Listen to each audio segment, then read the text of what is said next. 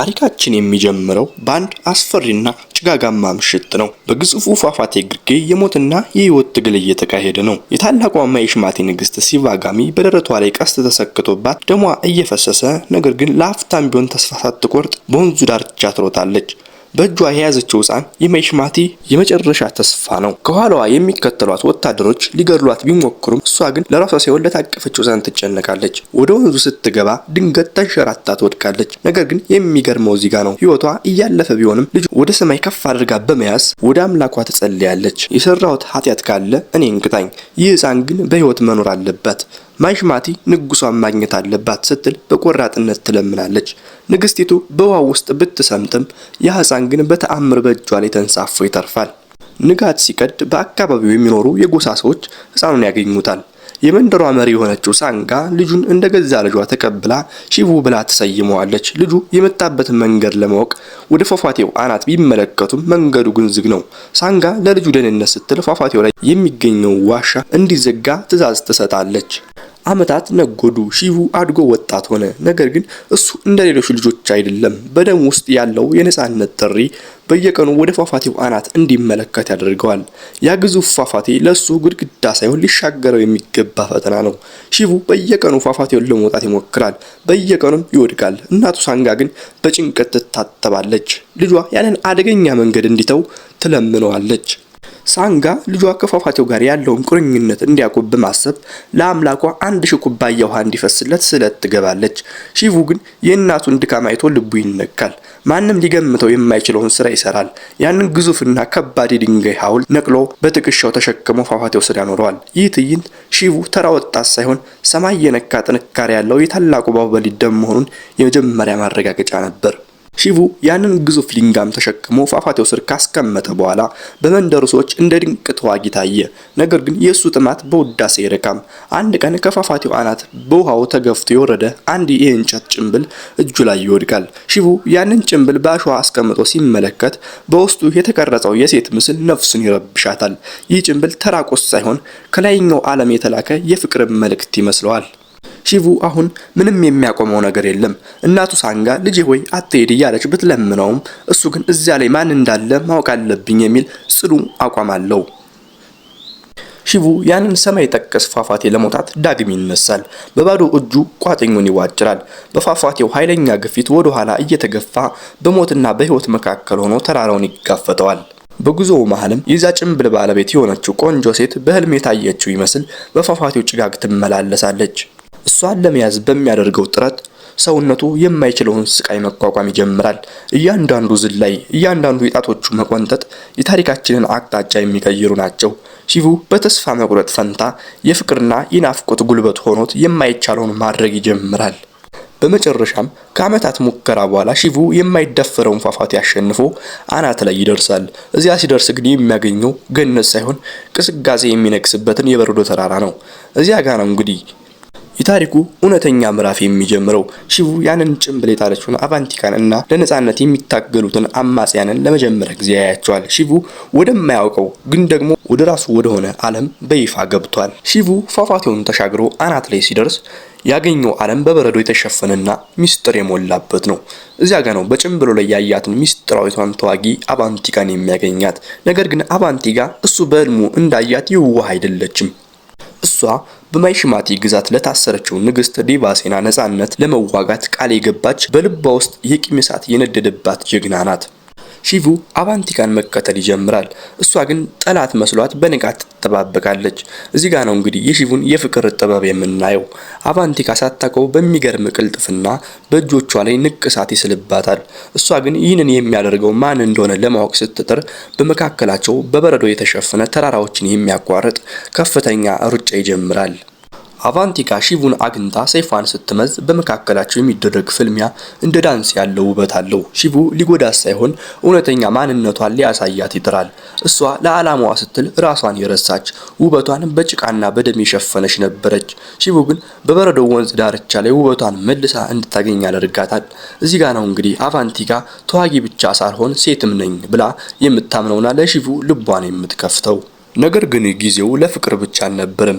የአቫንቲካ የትግል ጓደኞች በንግስት ዲቫሴና ነጻነት ጉዳይ ላይ ተስፋ እየቆረጡ ነበር። ሺቡ የአቫንቲካን አይኖች ተመልክቶ የማይቻል የሚመስል ቃል ይገባላታል። ለአንቺ ስል ለፍቅራችን ስል ንግስት ዲቫሴናን እኔ ነጻ አውጣታለሁ ይላታል።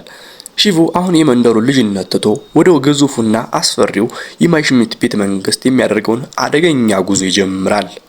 ሺቡ ለአቫንቲካ የገባውን ቃል ለመፈጸም ጉዞውን ይቀጥላል። እዚህ ጋር ነው እንግዲህ የማይሽማቲ ግዛት እውነተኛ ገጽታ የሚገለጠው። ሰማይ የነኩ ግንቦች፣ በሺዎች የሚቆጠሩ የታጠቁ ወታደሮችና የንጉስ ባላላዴቫ የጭካኔ አገዛዝ ጥላ ያጠላበት ከተማ። ሺቡ እንደ ንፋስ እየተቀላጠፈ ማንም ሳያየው ወደ ከተማዋ እምብርት ዘልቆ ይገባል። በቤተ መንግስቱ አደባባይ ላይ ግን አንዲት ልብ የሚሰብር ምስልን እናያለን። እሷም ንግስት ዲቫሴና ናት። ለ25 ረጅም ዓመታት በሰንሰለት ታስራ በቁም ስቃዩን ስታይ የኖረች እናት። ፀሐዩ ቢያቃጥላት፣ ዝናቡ ቢያስጨንቃት፣ እሷ ግን ተስፋ አልቆረጠችም።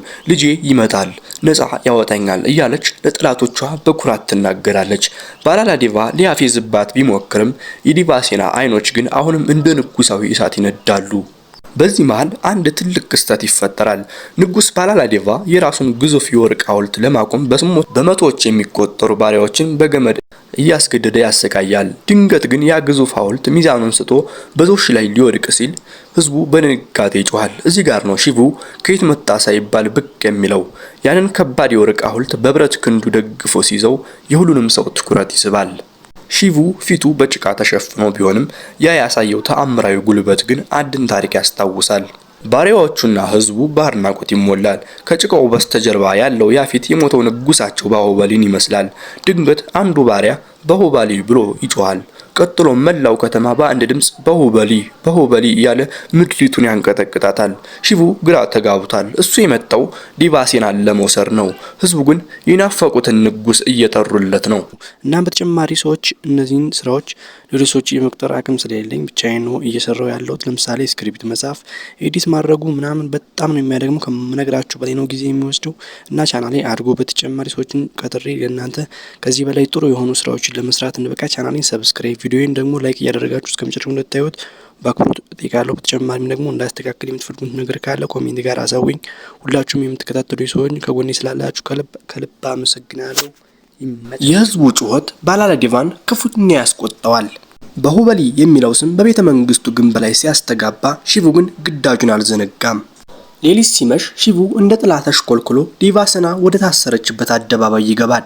ሰንሰለቷን ሰብሮ ሊወስዳት ሲል ግን የማይሽመቲ ሰራዊትና የንጉሱ ልጅ ልዑል ባድራ ከበቡት። በአንድ በኩል ዲቫሴናን በክንዱ ደግፎ፣ በሌላ በኩል ደግሞ በመቶዎች የሚቆጠሩ የታጠቁ ወታደሮችን ብቻውን ይጋፈጣል። የሰይፎቹ ግጭት፣ የጋሻዎቹ መሰባበር፣ ሺቡ ፍርሃት የሚባል ነገር አያውቅም። ልዑል ባድራ በቆራጥነት ሲቀጠው ከጨለማው ውስጥ አንድ አስፈሪና አንጋፋ ተዋጊ ብቅ ይላል። እሱም ለማይሽመቲ ዙፋን የታመነው የማይሸነፈው የጦር አበጋዝ ካታፓ ነው። ካታፓና ሺቡ ፊት ለፊት ይጋጠማሉ። የሁለቱ ጀግኖች ሰይፍ ሲነካከስ የሚወጣው ብልጭታ አካባቢውን ያበረዋል። ካታፓ በዚህ ወጣት ወኔና ችሎታ ይደነቃል። ነገር ግን ፍልሚያው ቀጥሎ የሺቡን ፊት በቅርብ ሲመለከት የያዘው ሰይፍ ከእጁ ላይ ይወድቃል። ካታፓ የሚመለከተው ተራ ወጣት ሳይሆን ከ25 ዓመታት በፊት የሞተውን የሚመስለውን ጌታውን አመሬንድራ ባሁበሊን ነበር። ካታፓ በድንጋጤ ተንበርክኮ የሺቡን እግሮች በራሱ ላይ ያደርጋል። በዙሪያው ያሉ ወታደሮችና ህዝቡ በዝምታ ተውጠዋል። ካታፓ በእንባ የታጠቡ አይኖችን ቀና አድርጎ አንተ ማን እንደሆነ አታውቅም? አንተ የንጉሱ የአመሬንድራ ባሁበሊ ልጅ ነህ ሲል ሚስጥሩን ይፋ ያደርጋል። ሺቡ ብቻውን ሳይሆን መላው ህዝብ በድንጋጤ ቆሟል። አሁን ካለፈው ታሪክ ጀርባ ያለውን እውነተኛውንና አሳዛኙን ታሪክ የምንሰማበት ጊዜ ነው። ካታፓ በሺቡ እግር ስር ተንበርክኮ እውነቱን ሲዘረግፍ ጊዜው ወደ ኋላ ይከንፋል። አሁን የምናየው የዛሬ 25 ዓመታት በፊት የነበረውን የማይሽመቲን ግዛት ነው። በዚያን ጊዜ ንጉሱ ከሞተ በኋላ ዙፋኑ ላይ ለመቀመጥ የሚደረገው ሽኩቻ ግዛቱን ለሁለት ሊከፍላት ተቃርቦ ነበር። ነገር ግን አንዲት ሴት ቆራጥ ውሳኔን ታስተላልፋለች። እሷም ንግስት ሲቫጋሚ ናት። ሲቫጋሚ በሁለት እጆቿ ሁለት ህፃናትን ታቅፋለች። አንደኛው የራሷ ልጅ ባላላዴቫ ሲሆን ሁለተኛው ደግሞ በወሊድ ወቅት እናቱን ያጣው የአመሬንድራ ባሁበሊ ልጅ ነው። ንግስቲቱ እንዲህ አለች፣ ማን ንጉስ እንደሚሆን የምወስነው እኔ ነኝ። እስከዚያው ግን ሁለቱንም እኩል አሳድጋቸዋለሁ። ይህ ውሳኔ ለማይሽመቲ አዲስ ተስፋን ሰጠ። ልዑላኑ እያደጉ ሲሄዱ ግን ባህሪያቸው ሰማይና ምድር ሆነ። ባላላዴቫ ለስልጣን ያለው ጉጉትና የውስጥ ክፋቱ ገና በልጅነቱ ይታይ ነበር። ባሁበሊ ግን የህዝብ ፍቅር ያለው ለደካሞች የሚራራ ፍትህን የሚያስቀድም ጀግና ሆኖ ወጣ። ካታፓ እነዚህን ሁለት ልጆች በጦር ጥበቡ ሲያሰለጥናቸው በባሁበሊ አይኖች ውስጥ የሚታየው ብልህነትና ርህራሄ ግን ከልዑልነት በላይ ንጉሳዊ ክብር ነበረው። ነገር ግን ትልቁ ፈተና መጣ። አረመኔው የከላካይ ሰራዊት በመቶ ሺዎች የሚቆጠሩ ወታደሮችን ይዞ ግዛቱን ለመውረር በሩ ላይ ቆሟል። ንግስት ሲቫጋሚ ይህንን አጋጣሚ ተጠቅማ ተተኪው ንጉስ ለመለየት ወሰነች። ከሁለታችሁ የጠላትን ንጉስ ቀድሞ የገደለ እና የገዛ ህዝቡን የታደገ የማይሽመቲ ንጉስ ይሆናል ስትል አወጀች። አሁን ፉክክሩ ከቤተ መንግስት ወጥቶ ወደ ጦር ሜዳ ሊሸጋገር ነው። ንግስት ሲቫጋሚ ንግስናውን በጦር ሜዳ ድል ላይ እንደመሰረተችው ሁሉ ሁለቱም ልዑላን የየራሳቸውን ዝግጅት ይጀምራሉ። ነገር ግን እዚህ ጋር ነው የባላላዴቫ አባት ቢጃላዴቫ ክፋት የሚታየው። ልጁ ንጉስ እንዲሆን ስላሰበ ለባላላዴቫ ምርጥና ዘመናዊ የጦር መሳሪያዎች፣ ፈጣን ሰረገላዎችና የሰለጠነ ሰራዊት እንዲሰጠው አደረገ። ባሁበሊ ግን የተሰጠው አሮጌና የተሰባበረ መሳሪያዎች ነበር። ካታፓ በዚህ አድሎ ቢያዝንም ባሁበሊ ግን ተስፋ አልቆረጠም። መሳሪያ ሳይሆን የሚዋጋው ልብ ነው በሚል ስሜት የቀረቡለትን መሳሪያዎች በብልሃት ማስተካከል ጀመረ።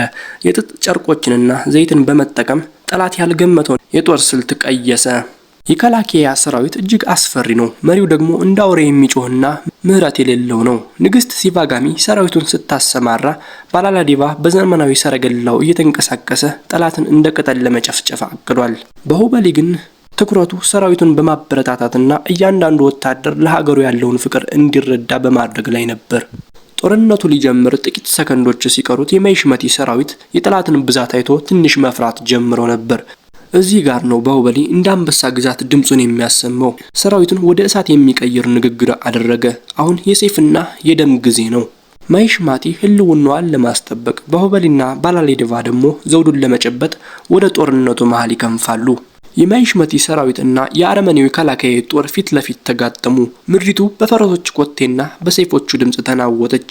የከላካይ ንጉስ በመቶ ሺዎች የሚቆጠር ሰራዊትን እንደ ማዕበል አዘመተ። ባላላዴቫ በዛ ገዳይ ሰረገላው እየተሽከረከረ ጠላትን እንደ ገብስ ይወቃል። ነገር ግን የባላላዴቫ ዓላማ አንድ ብቻ ነው፣ የጠላትን ንጉስ ገርሎ ዘውዱን መጨበጥ። ባሁበሊ ግን የተለየ ስልት ተከተለ። የከላካያ ሰራዊት የማይበገሩ የሚመስሉ ጋሻዎችን ይዘው ነበር። ባሁበሊ ግን ዝግጅት ላይ ያዘጋጃቸውን ግዙፍ ጨርቆች በዘይት ነክሮ በጠላት ላይ አስወረወረ። ከዚያም በእሳት ፍላጻ ሲመታቸው የጠላት ግንባር በአንድ አፍታ ወደ እሳት ባህር ተቀየረ። ይህ የባሁበሊ ብልሃት ሰራዊቱ ተስፋ እንዳይቆርጥ ትልቅ አቅም ሆነው። ጦርነቱ እየመረረ ሲሄድ የከላካያ ንጉስ ተንኮል ተጠቀመ። ንጹሃን የማይሽመቲ ዜጎችን እንደ ጋሻ ከፊት አሰለፋቸው። ባላላዴቫ ምንም አልተጨነቀም።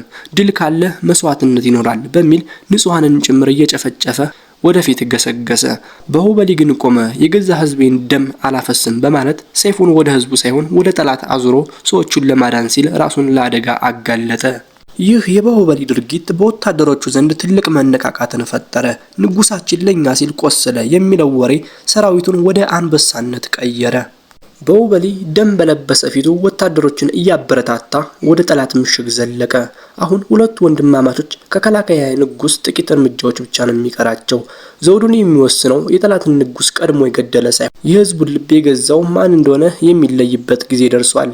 ጦርነቱ ፍጻሜው ላይ ደርሷል። ባላላዴቫ እና ባሁበሊ የከላካያን ንጉስ እግር ስር ደርሰዋል። ባላላዴቫ በዚያ ገዳይ ሰረገላው እየተምዘገዘገ የጠላትን ንጉስ ለመቅላት ይጣጣራል። ባሁበሊ ግን በጦርነቱ መሃል የታገቱትን ምስኪኑ ዜጎችን ነፃ በማውጣት ላይ ነበር። በመጨረሻም ባላላዴቫ የጠላትን ንጉስ ቀድሞ በመግደል ድሉን የራሱ ያደረገ መሰለው።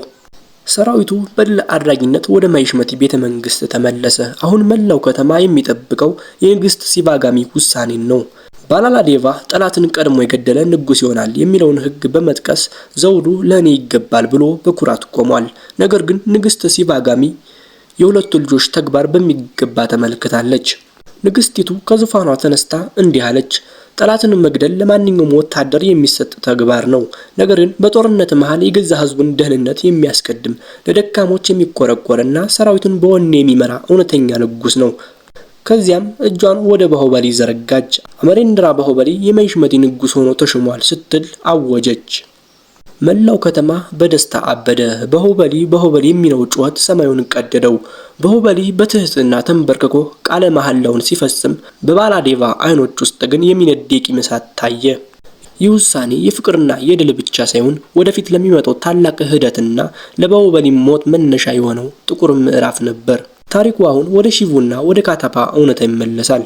ታሪኩ ከአመሬንድራ ባሁበሊ የንግስና ዘመን ተመልሶ አሁን ወዳለው ሺቡና ካታፓ ዘመን ይመለሳል። ካታፓ ስለ አባቱ ታላቅነትና ስለ መይሽመቲ ወርቃማ ዘመን ሲተርክለት የሺቡ አይኖች በኩራት ይበራሉ። አባቱ ያንን ያህል ታላቅ ንጉስና የህዝብ ተወዳጅ እንደነበረው ሲሰማ በውስጡ ያለው ንጉሳዊ ደም በግልጽ ይረዳዋል። ነገር ግን ሺቡ አንድ ጥያቄ አለው። እንዲህ ያለውን ታላቅ ንጉስ፣ እንዲህ ያለውን ህዝብ ወዳድ መሪን ማን ሊገድለው ይችላል? ከተማዋን ያናወጠው ያ የጥፋት ቀን እንዴት መጣ? ሺቡ በንዴትና በጉጉት ሆኖ ካታፓን ይጠይቀዋል። አባቴን የገደለው ያ ከሃዲ ጠላት ማን ነው? ንገረኝ በማለት ይጠይቀዋል። ካታፓ ግን ፊቱን አዝሮ በእንባ ይታጠባል። ድምፁ እየተንቀጠቀጠ ጌታዬ ሆይ አባትህን የገደለው ጠላት አይደለም፣ እኔው ራሴ ነኝ በገዛ እጄ የገደልኩት ሲል መልስ ይሰጣል። ፊልሙ እዚህ ላይ ነው የሚጠናቀቀው። ካታፓ ሰይፉን ከባሁበሊ ጀርባ ሲሰቀው የሚያሳየው ያ ምስል ለተመልካች የማይፈታ እንቆቅልሽ ሆኖ ይቀራል። ለምን ገደለው? የንግስት ሲቫጋሚ ትዕዛዝ ነበር ወይስ የባላላዲቫ ተንኮል? የዚህ ሁሉ መልስ ያለው በሁለተኛው የፊልም ክፍል ባሁበሊ 2 ዘ ኮንክሉዥን ላይ ነው። የጀግናው ልጅ ሺቡስ የአባቱን በቀል ይበቀል ይሆን? በቀጣይ ቪዲዮ እናየዋለን።